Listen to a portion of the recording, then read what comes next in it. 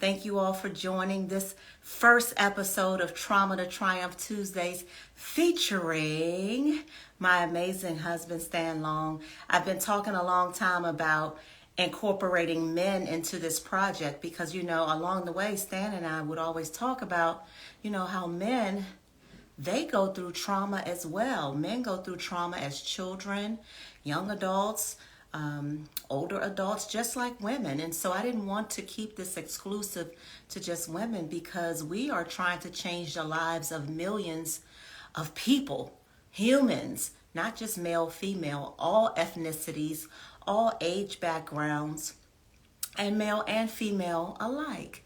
So I'm excited to start incorporating men. I've got some amazing stories coming up for you all. These next few episodes are going to just blow you away. So I'm very excited about this project. If I fail to introduce myself, for those who don't know me or this is your first time joining, I am Terry Long. I'm the host of Trauma to Triumph. And this project was started so that we could share our stories of real life trauma, how we've gone through real life trauma, and able to make it to the other side to talk about living triumphantly. And I always like to remind everybody that living triumphantly doesn't necessarily mean that you're wealthy, doesn't mean that you are famous or anything like that. For most of us, triumph simply means I'm still here, I'm alive and well, I am able to love, and I'm able to live my life to the fullest. That's triumphant. And that's something that a lot of us haven't always been able to say because of the life trauma. And trauma means something different too. People can suffer different types of trauma. There's child molestation, there's date rape, there are medical traumatic issues that people go through in life, divorce, being born to drug addictive parents, being a drug addict yourselves. I've had people a part of this project who have spent years and years in prison, but have changed their lives around. So trauma means something different depending on the person, depending on where they are in their lives, and depending on the circumstances. And so I'm excited about this project. We've done some amazing things so far. So I want to thank you all for those who have already donated to this project. It's because of you that I've been able to film the people that I've already filmed. It's because of you that I've been able to keep this train moving. So I just want to say how grateful and thankful I am for everyone who has donated to this project. If not for that, I would have not been able to do some of the amazing things that we've already done. So I thank you. I greatly appreciate it. And let's keep it going in 2023. There are some amazing people that I would love to get filmed in 2023, but we've got to get into a studio. I've got to hire a film team. So that's what your donations go towards. And I just wanted you to know that. And thank you. So y'all ready for tonight's episode of Trauma to Triumph featuring Stan Long? Yay, I'm ready. All right, so let me pull him in. Okay. All right. Stan Long, did you get an invite? It says you will need the last version. Baby, you don't have the latest version of Instagram to do the live. You're going to have to come in here with me, I think. Are you serious? Yes, you didn't join. You don't. It says you don't have the latest version. Okay. So y'all, he's gonna have to come in here with cool. me. Let's see if I can squeeze in. See if you can squeeze in. All right. I can push this back. Oh yeah, there you go. Hey. What's up, family? Y'all say hey, It's Stan. dark. Look dark. Do we look dark, y'all? Yeah, you need some light. We need some more light. Let me help you. Yeah. Stan is gonna go. You sitting like you a grandma. Well, I had turned that one off because it was Shadow. turning on. It was giving like a. See, it It doesn't make. Okay. Is that light better, y'all? They're saying we didn't need more light. It wasn't dark. Well, this is a little better. Okay. Well, hello, everybody. Welcome to another episode, my first episode of 2023 of Trauma to Triumph, where we share our stories of real life trauma and we talk about the journey and getting to the other side. And tonight's guest is my amazing husband, Stan Long. Hey. Hey, thank you for having me. Yes, thank you for being a part. Thank you for your yes. As we've discussed before, men go through life trauma as well. And we want to have our men of the world have an opportunity to share on this platform how they went through life trauma, whatever it may have been, and made it to the other side. So let's talk about, first of all, who Stan Long is today. Who is Stan Long? And then we'll take it back to the first onset of trauma in your life. Okay, well, first of all, thank you for having me. Thank you for allowing me to share this platform. It's an amazing platform. I'm sure they agree with that. First of all, I'm the CEO of Circle 7 Entertainment. I am also the CEO of Spotlight Over the City. I'm an author, motivational speaker, and a few other things, but a real estate investor, so just stuff. So I do stuff. Yes, so, a lot of stuff. And so for 2023, I'm doing a lot of stuff, but I want to thank God for that. So that's, in a nutshell, who Stan Long is, in a nutshell. And family man, husband, yep, all that kind of stuff. All of those amazing things. Well, thank you for that. And so let's get right to it. We know that you have put out a book about your life, but for those who may have not been blessed yet with reading that book and your story, talk a little bit about the first onset of trauma in your life and how it impacted you, and let's just take everyone on a journey. Okay, so unfortunately for me, I've experienced a lot of trauma, but I'll keep it brief. For when I was about 7, my early childhood is where I first experienced trauma, and so what would happen was I didn't never have a relationship with my father. My father didn't know him, so I was trying to get to know him. So when you get to a certain age, you really want to know your parent, your father, especially if you're a little boy. So I longed to know my father, so I would wait outside, on the front of the, we lived in the projects at the time. I would sit out front, and this would be on the weekends because he would promise to come and get me. Never did. Like months and months and months went by. My friends would Joan and talk they trash or whatever because I was athletic, so they wanted me to play sports. Mm-hmm. But I opted out for Dad. Never came. They knew he wasn't coming. I didn't know. Mother knew. She didn't say nothing. Never badgered him. Never said nothing bad. Mm-hmm. But long story short, I finally caught on, and I stopped waiting. And so it was kind of traumatic because it was just like abandonment. Right? I felt like, I wasn't good enough. I couldn't understand if I was the only child why he wouldn't want to come and participate and be a part of my life. So, what you do though is you learn to block out the noise, so to speak, is what we say in the hood. We say we block out the noise, so you kind of ignore it and you keep pushing. So you eventually go start playing sports. Yeah, ignore it. But mm-hmm. So you're a little boy and you're sitting out here numerous times waiting for your dad to come. He never came. Do you have memories of like crying about it, or like, did your mom say, he's not going to come? How did your mom handle those scenarios? Well, she never spoke negatively, about my father. So she wouldn't say anything. She would kind of just peep out the window, because we live right there. She would peep and see me sitting out there. She knew my friends wanted me to play sports because they would be upset. And she didn't want to be disruptive. She wanted me to see, right? And I did eventually. And so that's what kind of pulled me away from it all. And it was kind of traumatic because I was young. Yeah. And I'm the only child. So when you don't have siblings, and then this is your first front line is your parents. The front line of defense for every child is their parents. And so when, you have to learn to live with it. And that's what toughens you up in life. It just makes you, you live and you learn, right? So a point came where you gave up and stopped waiting? So a point came where I finally realized this is dead. It's not going to happen for me. So, you have to move on. And so, you move forward. We moved around a little bit because, we were, in poverty at that time. My mother was, doing the best she could, but it was just us.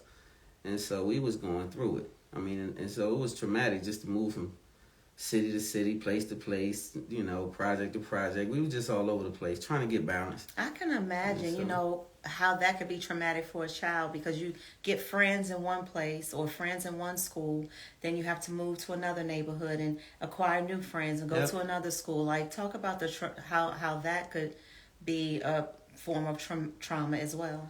So yeah, like you said, when you don't have stability, when you move, of course you can't go to the same school all the time. So being by yourself, you don't have siblings, you have to approach the school system by yourself. So everybody in is new.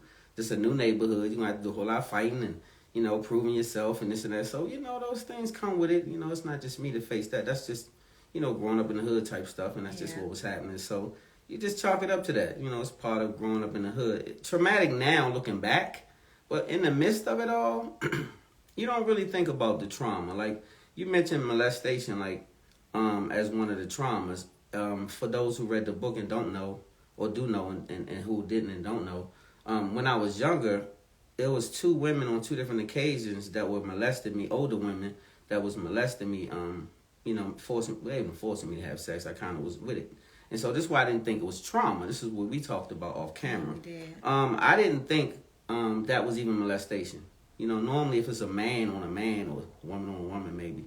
But not when you're, you know, 11 and 12 and she's 20 and 22. Do you think of being molested because it's a whole grown woman and she's you know. So you thought, okay, yeah, this is what's up. Yes, I was bragging to my friends and the whole nine. But what happened was when you get older, it starts to do one or two things. It can turn you away from certain situations, or it can make you really promiscuous and be really on women hard. So it did that for me. I turned into the guy who had to have women around and was, you know, very involved with women. And so I didn't think that was traumatic until I got older and started penning that book. And realized. And so for you guys who out there want to write a book, I promise you this, it's therapeutic. So if you get a chance to do that, do that. Because I learned a lot about myself. And that's one of the things I learned, that molestation really happened. These women were molesting me, whether I liked it or not. It still was something that I was too young to experience. I was 12 and, you know, I was 11 and 12, and we talking grown women who were grown. So, right. But long story short, that's not where I felt trauma came in. I felt more trauma came in for me as I got involved with the streets. Okay. And so when I started getting involved with the streets. About how old, if you don't mind? I was 15, 16. Okay. 15, 16 years old. I jumped off the porch. And so once that happened, I was kind of lightweight. You know, I wasn't doing too much heavy stuff. I was kind of like doing little stuff here and there, selling weed. You know, I was up Edgewood pushing weed, this and that. And so the trauma came in, though, as I started losing friends, right? At an early stage of that, a lot of my friends would get murdered. Because we were talking in the 80s, early 80s, so it was the murder capital. It was averaging about 400 homicides a year, where they got about 200 now. It's bad. We averaged about 400, which was horrible. So I lost a ton of my friends, you know, weekly, monthly, daily. It was just a lot of death. So I was responsible, I felt, because a lot of those guys were rocking with me. So, you know, a lot of funerals, a lot of T-shirts, a lot of blood, a lot of tears shed, just a lot of heartaches. You know, it's gut-wrenching when your friend is 17 and he gets shot in the head, and, you know, another friend of yours is murdered in the car with you, and, you know, all those things are happening to you and you're around it and you're facing death, you know, on a normal basis. I normalized death to where now I kind of, you know my take. Yeah. And so that came partially from some of the things I was facing. So those things harden you, right? And so it turns your heart. You don't think about it, because when you're dealing with it, you're dealing with it, right? So those things were really traumatic when I was losing so many friends. And, you know, all of my friends pretty much, except maybe 3, have died to gun violence. That's traumatic.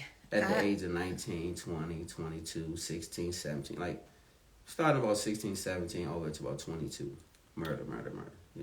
So we've gone through, you know, the trauma of a little child being abandoned by your father, never coming. Did he never come back? He did not. My father never showed up for me. My cousin took me to see him. I guess I was maybe 19, because I had an Act Coupe, and I drove him to see my father. He showed me where he lived in Baltimore, and I went to see him. And I don't know, it was just, you know, it was a visit. I learned a lot. I listened a lot, and I don't know, it was just a good send off, I guess, because the next time I saw him, he had I don't know if it was a heart attack, stroke. I don't know what happened to him, but he had fell and hit his spine in the bathroom and was paralyzed from the neck down. And so when I saw him again, he was hospitalized. So I went up before he passed to, you know, pay my respects and also to speak my piece to him. So this was the one time he had to listen, because my father never gave me an opportunity while he was alive to listen. He didn't, basically his stance was if my mother didn't want to be with him, he wasn't going to be a father. So a lot of fathers are suckers like that. So, I won't speak on that negatively because he's not here. But what I will say is that was really traumatic. When you're an only child and you're a man, a little guy, and you have a father that you can possibly have in your life, it's really important. So you try to hold on to that. And so a lot of these young boys, even if you're a mother and you don't see eye to eye with the dad, that's cool. As long as he's not a detriment to that kid, though, let that go. Let him still be a dad, because you can't take that part away. He still can offer something. Even if he don't have a dime, he can offer something, right? So just make sure you do that, though, because I went through that, and that's another thing. Okay, so we're going to get to that. I want to rewind because you said, you lost a lot of friends in the street. Yeah. And that was traumatizing, I'm sure. So I was doing a recap of, how we got from, Stan the little boy. We went through that. Stan's the teenager. Now you're out there in the streets. And now, let's say you're in your young 20s now. You're more heavily into it. And there were other traumatic things that occurred in your life while you were, quote unquote, in the streets in your 20s, right? For sure. So one of the things that happened to me early on is I had a young guy that I was close to, that I thought I was close to, that we was growing up together, and he was working for me, whatever. And he had owed me some money, and I kind of forgot about it because, we had kind of lost touch with each other because he owed me money, right? So I let it go. Long story short, he called me one night late, like 12:30 in the morning, whatever. 1 o'clock in the morning, and he wanted me to meet him to give me the money. He was like, I got your money, whoop-de-whoop. And so I was coming from a young lady's house, so I didn't have a pistol on me at the time. So I rolled past a spot that I had a pistol at. Unfortunately, I didn't stop, and it came to my thought to get the pistol. I didn't. And so I proceeded because I just figured, it's free money. I'm going to just grab a couple of dollars from Slim and go in the house. So I got to the gas station and where I was told to meet him. And when I pulled up, I had an eerie feeling. You get intuition. And I just felt like something wasn't right. So I said, come on, let's walk. And so when I walked, I end up walking across the street almost into the situation. So when I got across the street, I saw two gentlemen walking up the street, up the sidewalk. Mm-hmm. The problem was they was gonna ambush me, but because I had crossed the street, I kind of startled them. I walked into it. And so the dude say, hey, man, you got a light? And so I kind of felt the energy. So I tapped the guy I was with and said, come on. And just stepped off real quick. And when I did it, the guy that had the long trench on pulled out the pump, the shotgun, and, cocked the shotgun. Told me don't move. So, of course, I ran. I ain't listening to that. So I ran across the street to try to get to my car, thinking I had a pistol. Remembered I didn't. And I was greeted by another gentleman in the parking lot standing next to my vehicle. So they had set it all up. The dude was standing by my car with a pistol and put it in my face. And the weird thing is I never panicked, right? I never panicked because I knew it was a setup at that point. And I was trying to put all the players together because there was several gentlemen in the play. It's like three or four people involved at this time. So I was just trying to get away so I could kind of not get shot, at least get free. I didn't care what they took. I just didn't want to get shot at that time. So when he put the pistol in my face, instinct, I'm so crazy. My instinct kicked in and I instantly tried to fight him with the pistol. Don't do that, y'all. Don't be me. So I tried to fight the guy. And this is how he ended up opening my head up. Shout out Doctor's Hospital. So I was right up the street from Doctor's is where they rushed me.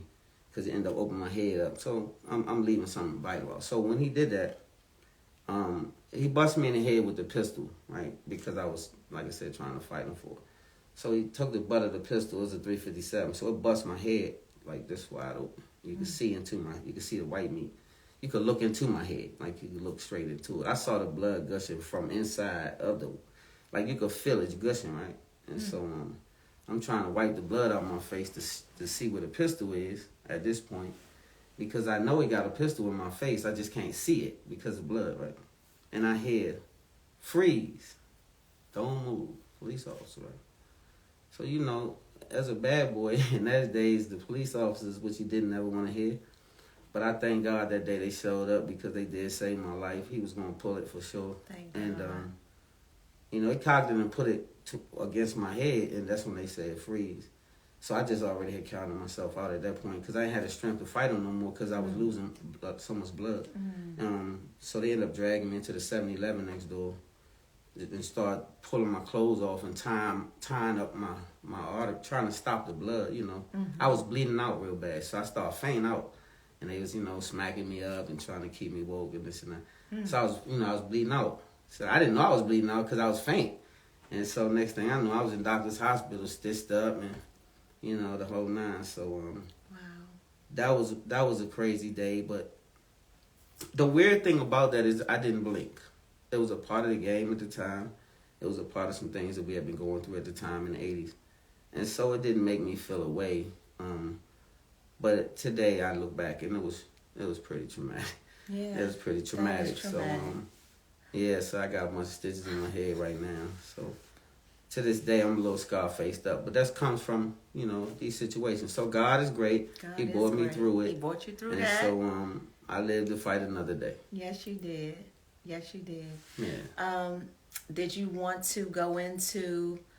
To me, I read the book and I don't want to give a lot of stuff away, but did you want to go into another really scary, traumatic incident, or did you want to, not go there? Oh, sure. I mean, leave me there. What you hitting on? I'm hitting on when I read in the book second robbery? about the what happened to you. Yeah, when you almost lost your life again. Okay, so again, these incidents would happen here and there. For you guys who don't know or haven't read the book or don't know my backstory, I didn't always, host shows and, motivational speak and this kind of stuff. That's the God side. I was different. And I say that to say I was involved in a lot of high-end crime and stuff like that, different stuff. I won't go into it, but, these things come with the territory. It's why I wasn't so shocked when these things happen. So to lead you into the story, it was my 28th birthday. I was scheduled to go to Atlantic City. I was a heavy gambler at that time. And, man, what a day. So I went to Southeast. Shout out to, RIP to my guy, Anthony. He got killed too. But he owned the barbershop over on Elmira, Southside. And so for those who knew how I played a lot on the Southside, even though I lived in Maryland. They thought I lived in D.C. So I'm over there, in celebratory mode. And he told me to come over there. To be honest with y'all, he told me he wanted to buy some clippers and he had something for me. I won't get into that. So I get over there, and sure enough, he did have something for me. He got some clippers from me. I used to have a Beauty and Barber Supply store. I skipped that part. I had a Beauty and Barber Supply store, Blainsburg Beauty and Barber Supply, back in the 80s. And so I was delivering clippers because I'm a barber. So I was delivering clippers to this guy, and it was on my birthday, the 28th birthday. And I had this store. I opened up when I was like 25, so I had a few years. And on this particular day, I'm feeling good, and I'm delivering clippers, and I'm headed to Atlantic City right afterwards. So I said, I got a call from the young lady that worked at my store telling me that somebody kept calling and hanging up. They was calling, hanging up, calling, hanging up. So I said, don't worry about it. I'm on my way back. So I come on back. I see a young man that had kind of been in front of my store early that morning. I had a store across from the bank. So the bank wasn't open yet, but he was across the street just standing there, right? So I come in, and I remembered him. So when I come in, I'm not thinking about him at the time because I told y'all my man had something for me. It's my birthday, so I had kind of celebrated on my way. So when I get there, I'm feeling good. I'm on my way to Atlantic City now. I'm telling Shorty that work for me to go ahead and wrap it up because I'm on my way to Atlantic City, right? And man, just as I'm telling her about that, a young man comes in the store. Let me borrow some of your water. Young man comes in the store. What they say? No, go ahead. He comes in the store, and he just goes towards he puts his back towards the counter, right? So he's not looking at me. He's looking like his back is facing me, and I'm at the counter, at the register. So I asked him, could I help him? He said nothing, not a word. So I looked at my girl that worked for me at the time. I asked him again, can I help you? He said nothing. So I asked him, say something to him. So now I'm getting paranoid, right? But I'm feeling good now. It's my birthday, y'all. It's my birthday. It's this day, right? So I'm not really thinking like I should be thinking. I'm slipping a little bit, right? It's my birthday. So when she get ready to ask him what I was asking him, can you help? Can I help you? He just spent around on me and put the pistol in my face and said, come away from the counter, right? And so now I told y'all I was wild back in them days. So now I'm sitting there looking at the pistol, and I'm not looking at him. I'm thinking, this gotta be one of my homies. Like, this one of the brodies, and they tripping, and they caught me slipping, and they playing games. Because some of my friends were real wild at that time, so they would play games. You slipping, all that, right? So I'm thinking it gotta be that, because I was a little arrogant back then, because I was thinking nobody gonna come rob me. They ain't gonna play me like that. So that's dead, right? That's what I'm thinking, right? Can't be real. It was real. So he said, come away from the counter, right? Put the pistol in my face. So I looked down, because I had a pistol in my store. So I looked down, because I'm trying to time the thing now. I'm still on that. I'm thinking, nah, I'm not going to let you play with me. We're going to go right here. We got to go. But he got me, right? So he said, you think I'm playing? If you look down there again, I'm going to bust you in your face. You think I don't know what's behind there? So that tells you what? Somebody told him what's going on in my store, how I'm moving, what's behind my counter, and they know I'm going to go, right? So don't let them do it. He'll do it to you. Don't let them do it to you, they say. So he told me come from around the counter. He come around there and start tying me up. So 3 other guys immediately come in right after that. They lock the door, right? So now I know it's real. And so they lock the door. And when they lock the door, they immediately snatch the telephone cords off the wall and start tying shorty that worked for me at the time up and force us to the back of the store, my office, right? So now I'm thinking, because I know how this go. Normally, if they play with you that much and get you down in that office face down, it's trouble. So you got to think now. You got to stay calm, but you can't let so much happen to you. So you're thinking, but all at the same time, all you see is death facing you, right? Death in front of you. So, I kind of made peace with my life at that point. You know, as I walked in, they was tying me up with the cords and this and that, and so I saw them grab the duct tape. So I started making peace with myself and with God at that time, because I just figured, okay, this is it. And for whatever reason, I figured it's my birthday.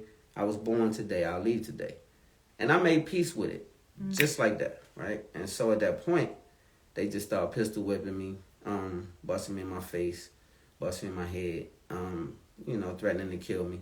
So one of the young guys bent down and said, give them the money, Slim. He said, give them the money, Stack. They're going to kill you. So he knew they called me Stack. And he knew that I was hard-headed. So he said, give them the money, they're going to kill you, bro. And when he said it, I thought for a minute. So I said, okay, I know this person, hey, but they trying to save me because they know they came to kill me. And he know it, right? So he trying to save me, right? So I looked at that as an angel. Even though they was doing me wrong, I knew that God was in it. So I stayed the course. And so eventually, I asked them to let me up, and I was going to take them to some money, right? Because I knew they was going to kill me if I didn't give them nothing, right? That's just how this go. So, man, they let me up off the ground finally. They had took wire cutters, try to cut my pinky finger. I mean, they torturing me. They going in. And so, I didn't break. For some reason, I'm a weirdo like that. I had that theory. At that time, my theory was if you're going to leave as broke as you came. That's just my theory. You come you broke, you're going to leave broke. You're going to kill me, but your ass going to be broke. That's just my theory at that time. And so I played it all the way out. And then eventually I got up off the floor because they thought I was going to take them to some money. So they had backed my van up to the back of my store. And they was putting me in the van, had a pistol to me. The young lady I don't even know what was going on with her at that time. But, they had the guns on me. And they was forcing me in my van. So I don't know if you ever been in the street. But if you know, like I know, if you get in that van, they're going to kill you in the van. You can't get in the van. I just know that from being in the street. Right? So I'm plotting the whole time. How can I not get put in this van? I don't have no help. So he had the pistol to me, put me on. I had an MPV, so he slid the door back. He had me sitting on the outside of the bench. There's a bench right here when he slid the door back. Right? So he slid the door back, had me sitting on the edge of the bench. And I just knew if he closed this door on me, I'm going to die. I just knew it. Right? I knew it. So one of the guys had already gotten the driver's seat. And the other guys were still in the store. And so when he took the pistol and went to slide the door back closed on me. And I knew that was all I had. So I took my leg and I kicked him in his chest. And he left his feet. And, my adrenaline now, right? I got to get up with this van. So what happened was when I was in the store, every time they hit me, I flinched.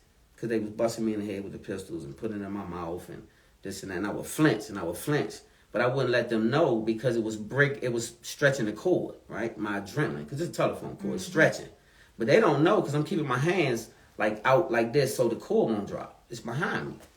So I'm knowing as soon as I get a chance, I got to run, right? So that was my first opportunity to run. So I jumped out, I dipped out the van, and it was a vacant building that we used to gamble behind that was right next door. So I ran behind there. I was familiar with it. And it was a grocery store. It's still there to this day. My store was in Bladensburg at the time. Bladensburg Beauty and Barber Supply next door to the barber school. So that was my store. I sold it to T-Mobile. So you'll see Boost Mobile still there now. I sold it. It was my store. So I went to the grocery store to call a police officer because I thought they was going to kill the young lady. She was still in there. Nothing happened to her. Yeah, so anyway, when I got back to the store, not thinking, I ran straight back to the store to try to get her because I thought they was going to kill her. She was gone. She was totally gone. So the detectives was in the store and they harassed me as though I robbed myself and stuff like that. So the trauma came in because I couldn't even save none of that from, like I had to pay for everything they damaged. Couldn't file a police report because I put the detectives out and stuff like that. So long story short, they treated me like a criminal, even though I was getting robbed and stuff like that. They just knew my background. So they didn't have no empathy for me. So at the end of the day, that just hardened my heart a little bit because shout out to Tanya Blunt and Robin Bryant, they came and bought me a Bible at that same time, right before that happened. And I had just started getting into the Word at that time. So you know how that go. 30 days later, they coming in my store trying to tie me up. So, yeah. So that was another one of the things that should have deterred me from being, who I was. But it took a minute. But I thank God, though, for that incident because it got me to read the Word of God. Yeah. And it kind of changed my life from that point because I realized. So I did promise God I wouldn't sell cocaine anymore for him sparing me because I knew God got me out of that situation. Yeah.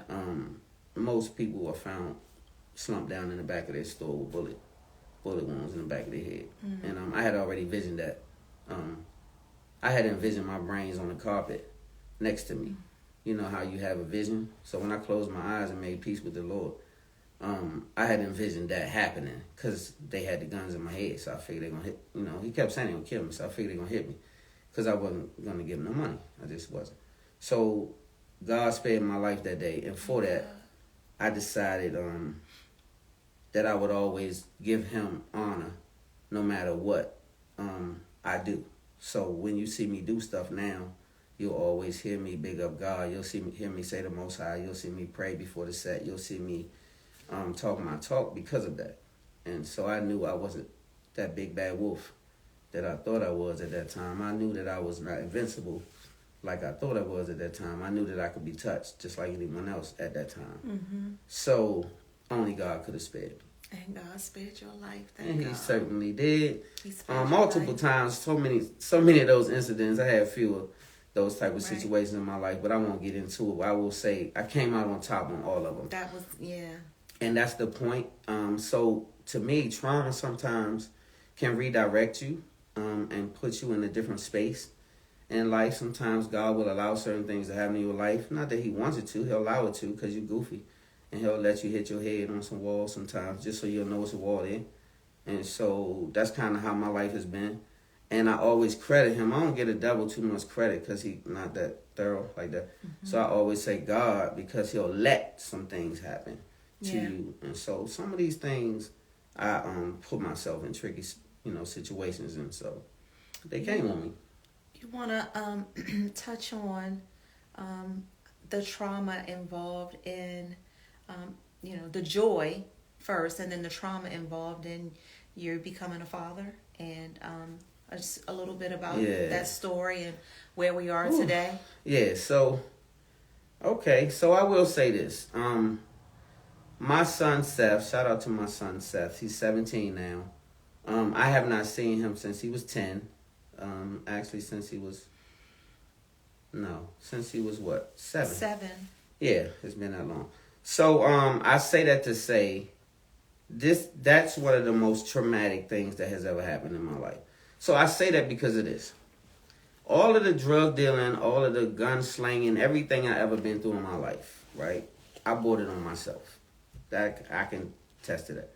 So I don't blame anybody for those things. And if death comes to me on that half, I can say I earned that, right? So I was big enough to accept that for my life. But when it comes to children and family, the reason I didn't have a son, I never told people this.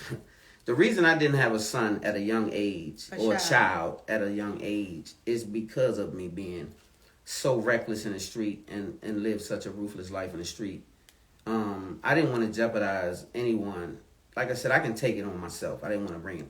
So I didn't even put myself in that position for a reason. So I waited till I was 37 to have Seth. And the moment I had him, I knew that I was in some deep water based on my son's mom.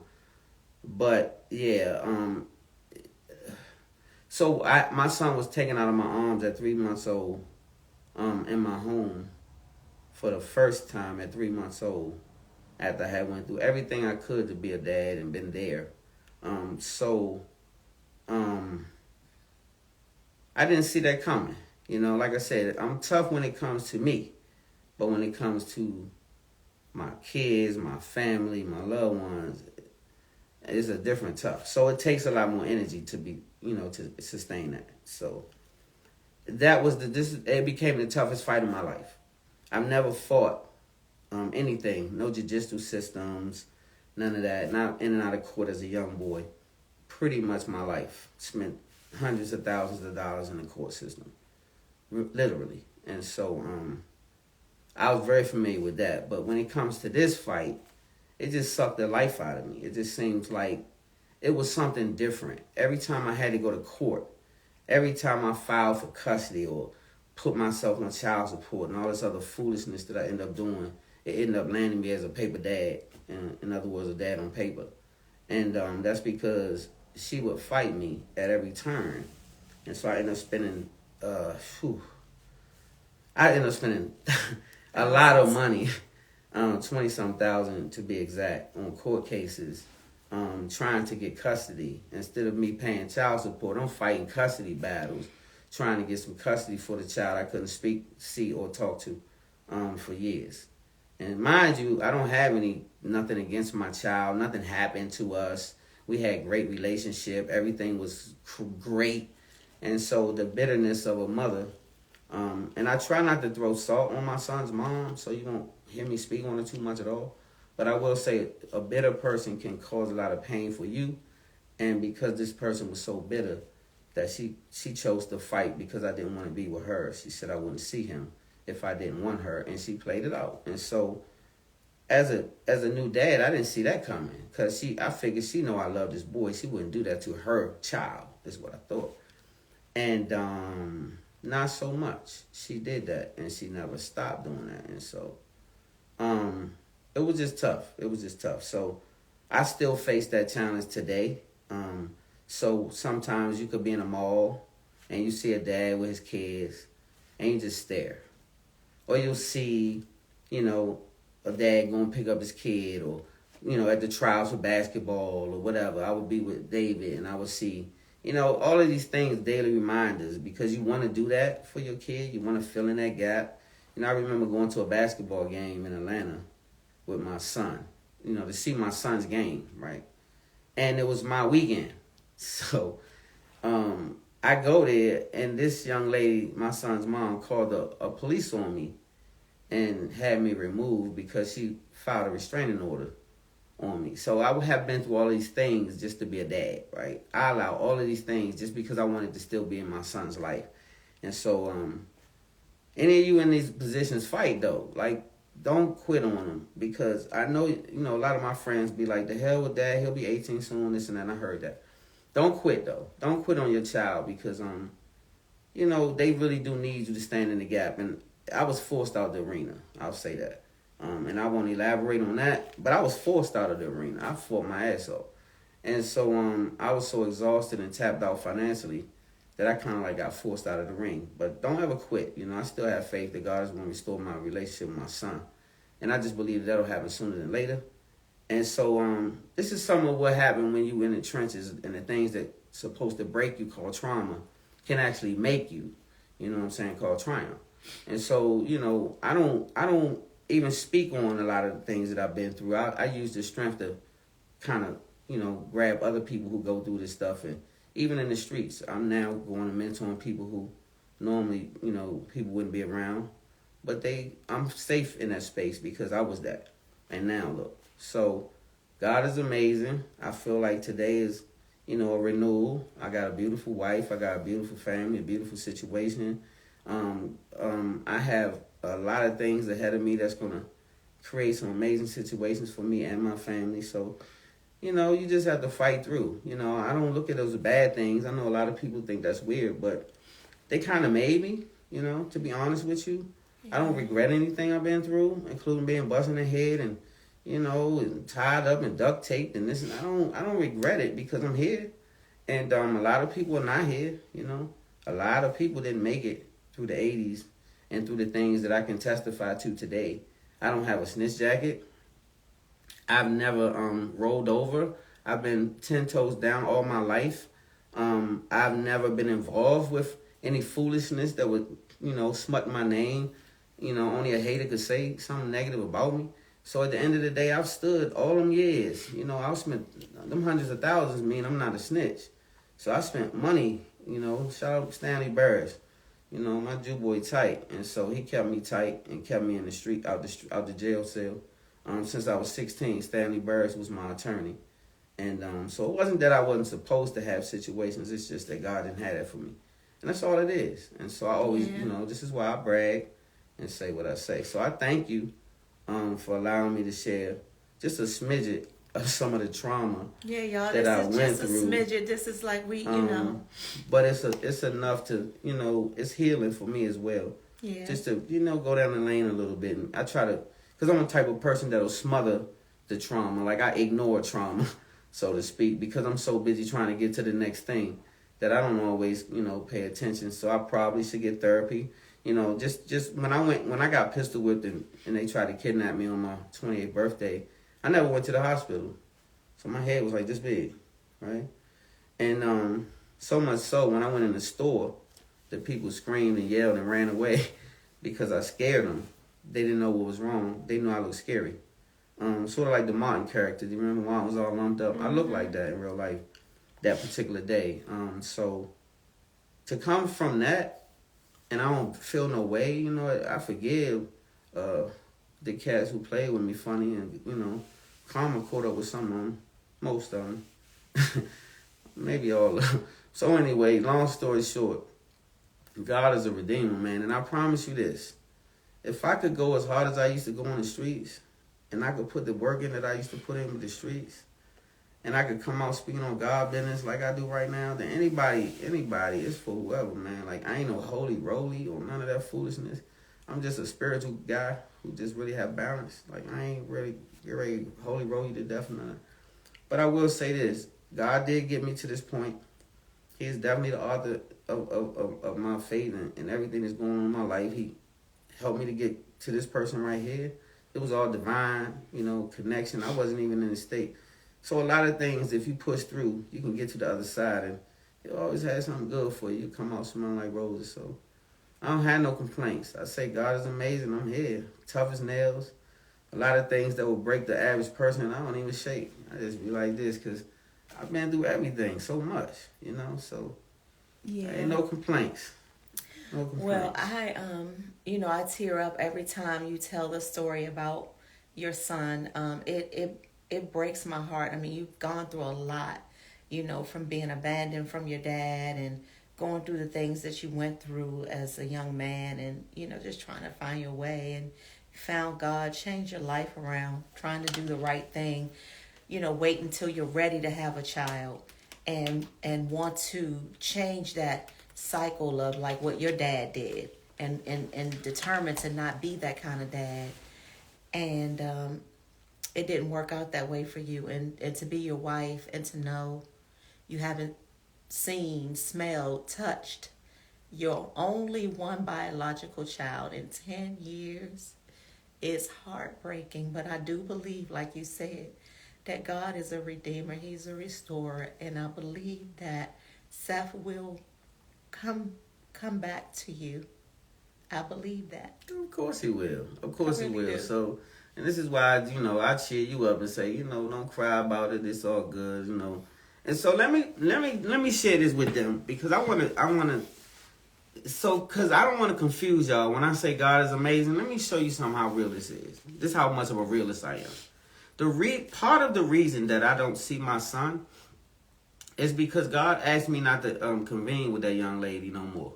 Right? He said, don't go back down there to Atlanta. Go ahead, mind your business. Stay over there in Charlotte. I had homes in Charlotte. I was doing splendid.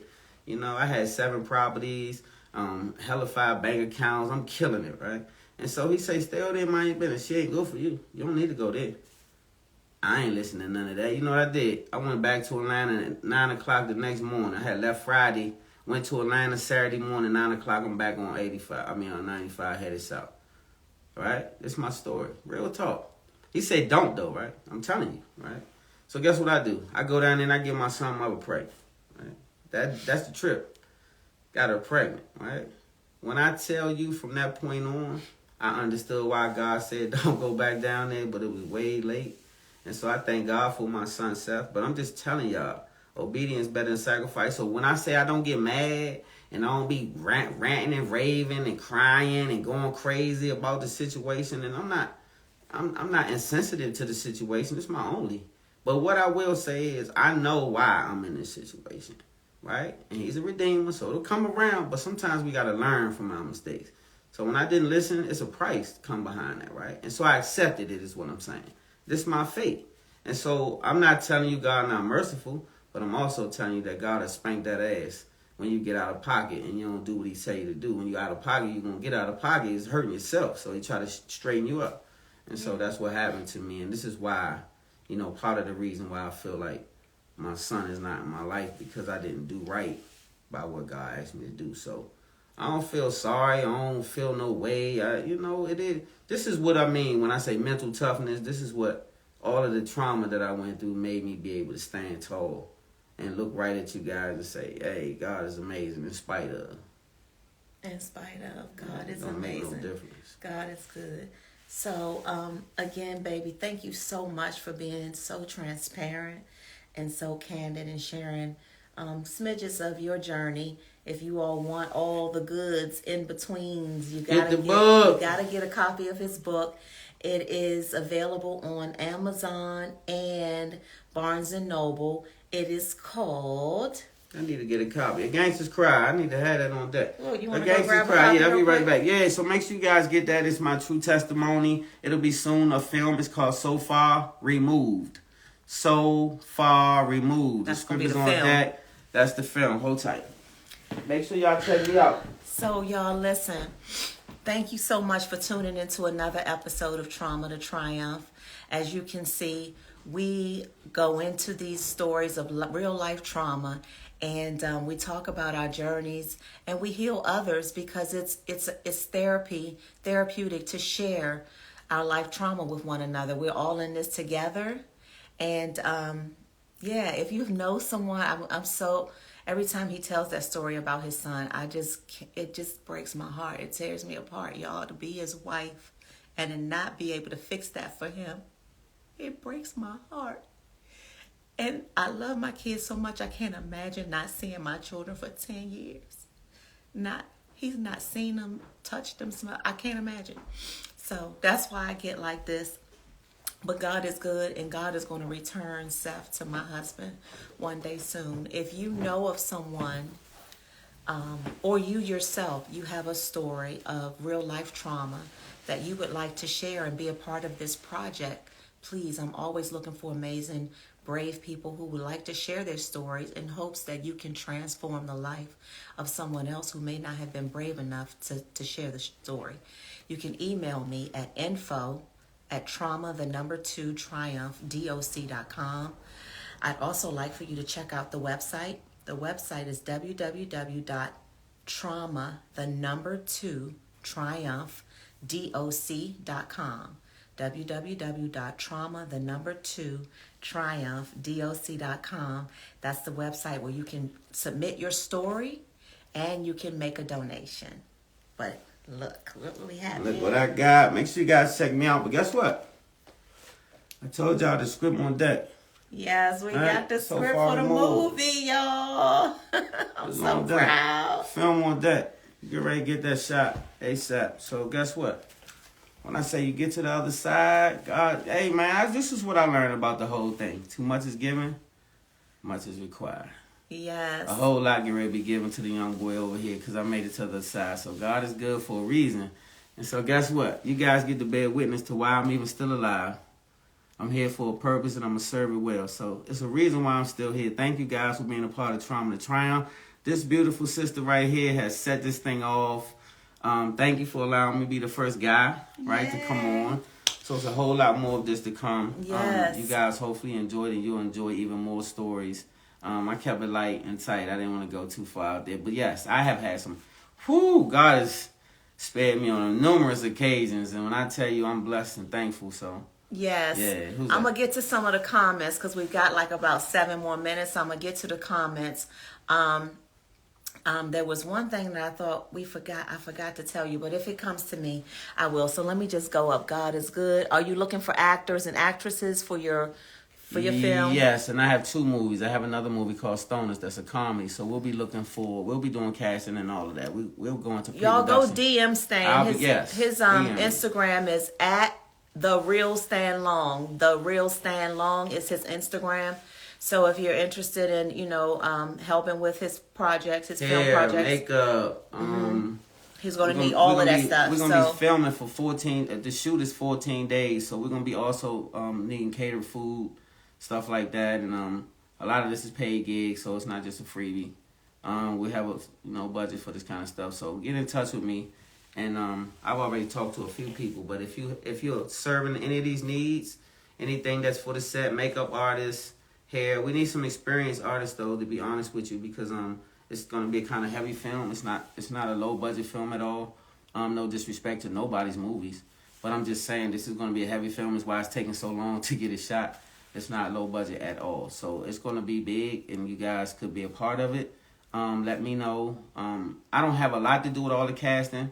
A lot of the casting I've already done for the main characters, but I do have a lot of fill-in roles. Yep. The main character's already been follow cast. him on Instagram at The Real Stan Long. I'm going to scroll back up and see if there are any more comments. A, you're blessed. You'll be hearing from me. Can't wait for the auditions. Great book. Yay. Amen. Glad I caught the show. I'm so glad you caught the show as well. Make sure you're following Trauma to Triumph on Instagram. I have a YouTube channel, and that's Trauma2Triumph. So we're everywhere. Don't forget to go to the website, www.trauma2Triumph.com. Yes, Lord. Make sure to get your copy. Yes. A Gangster's Cry, Barnes & Noble, Amazon. Amazon. Grab that. Or DM me. I was going to say. I'll get at you and get you a copy signed. Yep. DM me. I'll get you a copy. It's $15 in my hand. I think it's $19 on Amazon. I'm not sure. Yes, but please support. It's an amazing story, you all. Like I say, we just touched on little bits and pieces, not even the meat and potatoes at all. So, hello, Ingra. Thank you family? For joining. Thank everybody. I appreciate all you guys for tuning in. D. Iverson says, God is amazing for real. Yes, that is so true. They will open up. Y'all are amazing. God is good. Thank you so much, Kat. We love you too. Yeah, all of you guys. I appreciate it. D. Iverson said, I took my trauma and created a fictional novel due to be published in a few weeks. Yay! There it is. Congratulations, don't forget, author. Yes, don't forget. Like go to our Spotlight Over the City page and DM us about that. We love to shout out authors. Sure. Definitely. And hello, Frank Sparks. Thank you for joining. What's up, family? What's good? Ab? One shot.